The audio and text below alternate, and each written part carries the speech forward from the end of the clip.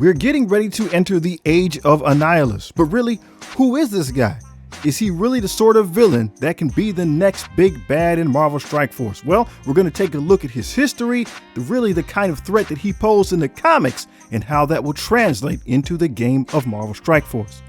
The developers have captured 3 of Annihilus's main power points, things that will cause him to be a threat in this game. 1, he wields the Cosmic Control Rod. 2, he built himself a nice power suit, an exosuit. And 3, his insectoid heritage. Let's see historically how this has proved to make him a threat. Things all started with the Tyannans. They are a scientific spacefaring people from the negative zone. They went out to explore their area and they found that there were no other life forms, no other civilizations in existence. So they decided to seed the various planets and things of that nature with life. They have a very scientifically advanced society and they needed something to do. So they figured they would seed these other planets, life would emerge and they would have something to study. Of course, things go wrong. One of the Tyannan ships crash lands on this barren planet. The individuals know they're not going to survive, and so they release the life spores anyway. Years pass. An insectoid creature comes on the scene. He's kind of in the middle of the food chain there. He's not strong, he's not weak. It's suspected though that he is indeed a mutant. He has hyperintelligence and he comes across the downed Tyannan ship. Inside he finds a helmet. When putting it on, it downloads the entirety of Tyannan society into his mind. He understands their culture, he understands their history, and he understands all of their advanced scientific discoveries. With that, he builds himself a power suit. He goes out, finds all the destroyed fragments of the life spore canisters that still have energy inside them, forms them into one tiny machine, which he calls the Cosmic Control Rod. It gives him immense abilities, allows him to slow down this aging warp reality, and from that day forward, the creature Annihilus is born. Annihilus immediately sought to dominate his surroundings. He took over his local area, eventually his planet, and then started to spread his influence into the negative zone. He did this by wielding the totality of the forces that he marshaled, calling them the Annihilation Wave. So this creature that seemingly has an endless army following him, an artifact that can literally bend reality, and a genius level intelligence, he proves himself to be a formidable opponent indeed. He kind of reminds us of some other individuals inside the Marvel universe that they're super intelligent and they don a power suit to help augment their abilities. So we think of Tony Stark, for example, but what's Tony's motivation? Right? He's an alcoholic and he's now using the Iron Man and his money to be more of a philanthropist and give back because he knows that he caused damage and problems in life. Dr. Doom, super intelligent individual. He is indeed a emperor, right? He wants to use his power and influence to rule the world. That's very different than Annihilus. See, Annihilus really does not want to rule the world. He is a nihilist, right? He simply cares about himself. He wants to make sure that he lives forever, and he will destroy anything that threatens his existence. If it's up to him, he would just be the lone sole living thing in the entirety of the multiverse. Very different than Thanos, who is trying to seek balance. See, Thanos wants balance. Annihilus wants complete annihilation of anything else that is alive. His exploits into the negative zone started to bring him into contact with other champions of the negative zone. In this case, we have Blastar, the living bomb burst. Annihilus and Blastar, they fought a lot. Sometimes they allied themselves, but they fought a lot for control of the negative zone. We see that sometimes Blastar even would gain the upper hand and take the Cosmic Control Rod for himself. The Cosmic Control Rod started to be the symbol of who was the actual ruler of the negative zone, and anybody who thought that they had the strength, who was worthy, would challenge to take it.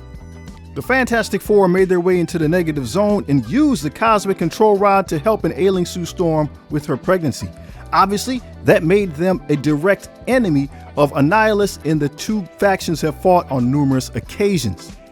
One in particular storyline really focuses around the Human Torch. So Johnny Storm, if you can see the picture of him there on the left-hand side, strapped to his arm is the Cosmic Control Rod. He was captured by Annihilus, put in like a gladiatorial arena, and eventually him and some of the other fighters overthrew Annihilus, were able to subjugate him, and Johnny took the Cosmic Control Rod for himself. That made him the undisputed leader of the Negative Zone. Now, hopefully we will indeed see some kind of a rework when it comes to Human Torch in the game. We're also wondering what other Fantastic Four characters might be affected. I think perhaps Ben Grimm might also be a candidate. He did get a rework, but it wasn't recently. The last team he was involved with was the New Avengers, and that was quite some time ago. At any rate, there are still only 4 members of the Fantastic Four. You need 5-piece to build a team in Marvel Strike Force. So perhaps the Silver Surfer can fill in that gap. See, the Silver Surfer that we're going to see in the Fantastic Four movie is played by Julia Garner. There on the right-hand side, she will be Shala Ball, the female version of the Silver Surfer. And in the Earth X storyline, both Norrin Rad on the left and Shala Ball on the right are both the Silver Surfer. So perhaps Marvel Strike Force can adapt that concept. Maybe one of them makes the team viable in Crucible and the other one makes the team viable in War. That's just what I got on my mind. What do you think will happen in this game? The reason why we think this is plausible is because after Annihilus realized that the Fantastic Four came from a different universe, he now put it on his list of things that he had to conquer. And he was very interested in the Heralds of Galactus. So here on the left we have Airwalker, in the middle there's Terrax the Tamer, on the right there is Fire Lord. They all wield the power cosmic. He, Annihilus, wanted to get a hold of that, use that ability for himself to be able to take over both the Negative Zone and what we would call the positive universe, the main Marvel universe. To do that, he started to make heralds of his own. He did it by imbuing some of his subjects with what he called the opposing force. He believed that this was the Negative Zone's version of the power cosmic. His foremost champion, the one who was able to wield the most amount of the opposing force, was a being known as Ravenous. And I think this would be a fantastic way to introduce an original character into Marvel Strike Force.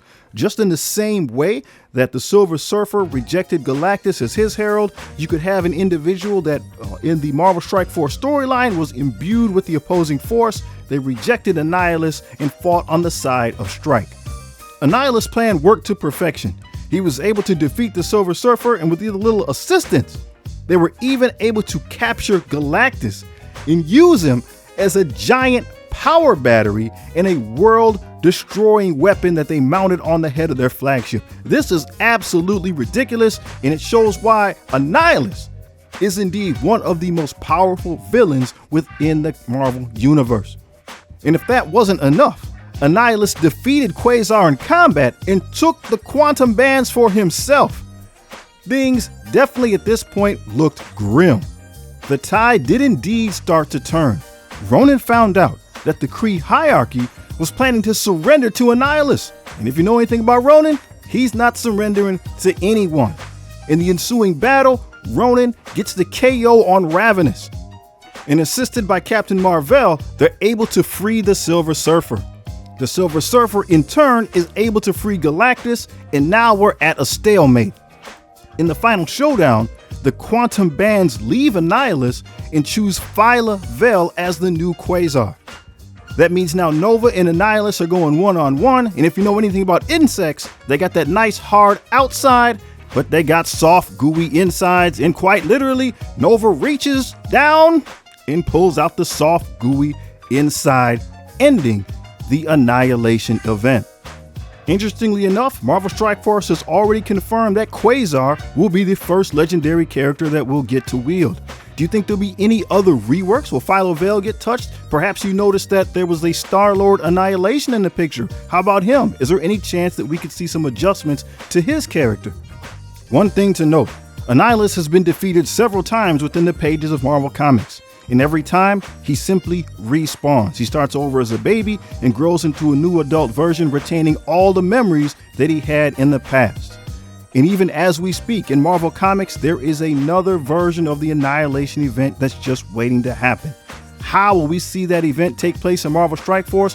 What questions do you have concerning the character? Who else do you think could get a rework? Let me know in the comments below.